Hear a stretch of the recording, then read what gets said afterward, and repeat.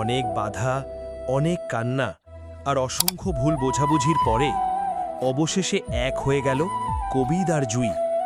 যে দুটি হৃদয়কে আলাদা করে দিতে চেয়েছিল সমাজ, সেই হৃদয় দুটিই আজ একই ছাদের নিচে নতুন জীবনের স্বপ্ন দেখছে।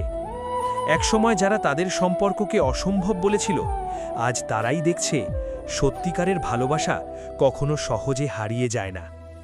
দারিদ্র্য ছিল, ভয় ছিল, পরিবারের আপত্তি ছিল, তবুও ছিল একে অপরকে হারিয়ে না ফেলার প্রবল ইচ্ছা। আর সেই ইচ্ছার কাছেই হার মেনেছে সব বাধা। বিয়ের দিন জুইয়ের চোখে ছিল অশ্রু, কিন্তু সেই অশ্রু আর কষ্টের ছিল না। সেখানে ছিল শান্তি, ছিল স্বস্তি, ছিল নিজের মানুষটাকে সারা জীবনের জন্য পাশে পাওয়ার নিশ্চয়তা। আর কবিদের চোখে ছিল সেই প্রতিশ্রুতি, যত ঝড়ই আসুক, এবার আর তোমাকে হারাতে দেব না। গ্রামের আকাশটাও যেন সেদিন একটু অন্যরকম ছিল। হাওয়ায় ছিল স্বস্তির গন্ধ, মানুষের মুখে ছিল নীরব হাসি। কারণ কখনো কখনো ভালোবাসা শুধু দুজন মানুষের গল্প নয়, এটা হয়ে ওঠে আশা বাঁচিয়ে রাখার আরেকটা নাম।